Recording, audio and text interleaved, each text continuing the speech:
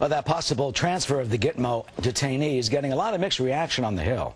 Some lawmakers who support the plan say it will strengthen national security and provide American justice for the suspects. Those who oppose it, though, don't want al-Qaeda suspects on U.S. soil. Republican Illinois Congressman Mark Kirk has written to President Obama asking him to block the transfer. Congressman Kirk joins us now. He is running for the Illinois Senate. Congressman, good morning. Thank you for joining us this morning. Thanks for having me. What's wrong with putting them in the land of Lincoln? I mean, these detainees, they got to go somewhere.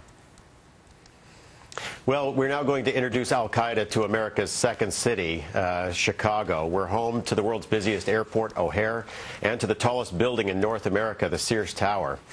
You know that federal prisoners have a right to visitation 4 hours minimum each month, with a list of 10 people that they can bring. That will be with 200 prisoners at the facility, over 2,000 al-Qaeda followers and family coming to visit this prison.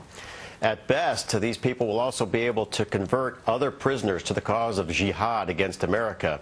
At worst, the anger and attention that is brought to the city of Chicago and the state of Illinois will make us a target.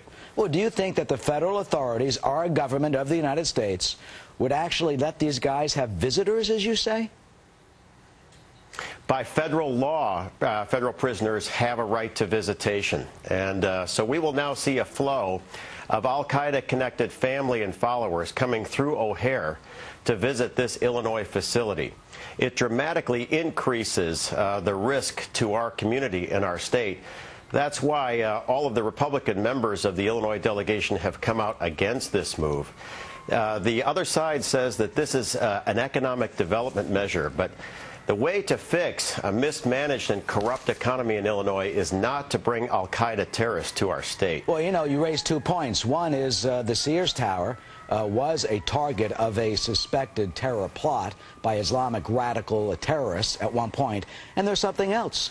This has happened before. In 1990, El Sayed Nosair, here in New York City, shot the Jewish extremist rabbi Meir Kahane to death.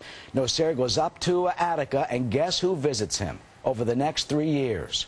Suspects who then went on to bomb the World Trade Center in the first World Trade Center attack in 1993. So you may not be that far off if indeed authorities allow these guys to have visitors. That's right. We will now be one of the most reported on locations in the jihadist world, which is why I've launched a website, NoTerroristsinIllinois.com. And I'm urging all of my fellow citizens of Illinois to sign up on our electronic petition, to send a message to Governor Quinn. This is the wrong way to go. This makes us a target of high priority in the war on terror, and that these people should not come to the state of Illinois. Well, the governor, we're going to hear from him as we've reported later on this afternoon. He's having a news conference. Illinois Senator Dick Durbin, the Democrat, supports this. One of the members of Congress, one of your colleagues, claims that you are, quote, pandering to irrational fears. I mean, Congressman, you've got to do something with these guys. They're in Gitmo. It's closing. Where do we put them? I think that the $54 million state-of-the-art Guantanamo Bay facility should remain open, and that these terrorists should be subjected to justice by military commission under the precedents set by Abraham Lincoln and President Roosevelt. I am a Naval Reserve intelligence officer. I recently served in Afghanistan. I know of this threat, and I think caution with regard to bringing 200 of the most dangerous terrorists on the planet to the state of Illinois should be the policy that we have.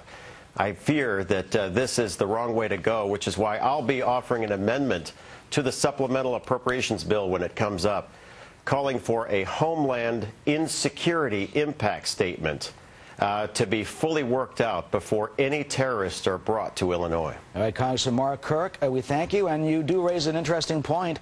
The terror suspects here in New York have visited their brethren before, and that was when they then went on to commit terrorist attacks against the United States. Congressman Kirk, thanks for joining us here this Sunday morning.